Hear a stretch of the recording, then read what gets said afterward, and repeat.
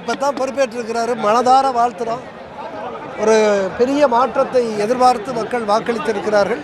அவரும் தவறுகளை அனுமதிக்க மாட்டேன்னு சொன்ன ஒரு செய்தி மிகப்பெரிய செய்தி. அது பெரும் நம்பிக்கையை ஏற்படுத்தி இருக்கிறது. எதிர்பார்ப்போம்.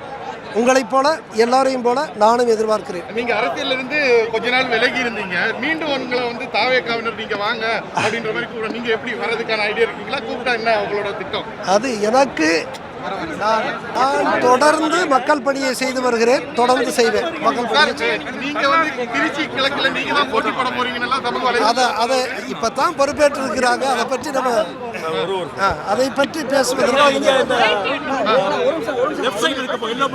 கற்பனையான கேள்விகள் வேண்டாம். பார்ப்போம், அப்புறம் பார்ப்போம். இவருடைய புதிய திட்டங்கள் எப்படி தமிழ்நாட்டுக்கு இருக்கும் நீங்க பாக்குறீங்க? இப்போ மது போதை இந்த பிரச்சனை பெரிய இளைஞர்களை வீழ்த்தக்கூடிய மிகப்பெரிய ஒரு சவாலான பிரச்சனை. அதை கடுமையான நடவடிக்கைகள் எடுப்பேன் என்று சொல்லுவதே பெரிய நம்பிக்கை ஏற்படுத்தியிருக்கிறது. அதுவே ஒரு நல்ல அறிகுறி. அருமை அருமை, மகிழ்ச்சியோடு எதிர்பார்க்கிறோம்.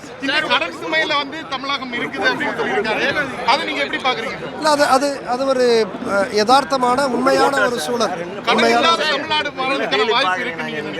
நிச்சயமாக முடியும் என்று நான் நம்புகிறேன். எதையுமே ஆபீசர் வந்து தாவேக்காக்கு வேணும்னு நினைக்கிறாங்க. நீங்க வர வாய்ப்பு இருக்குங்களா சார்?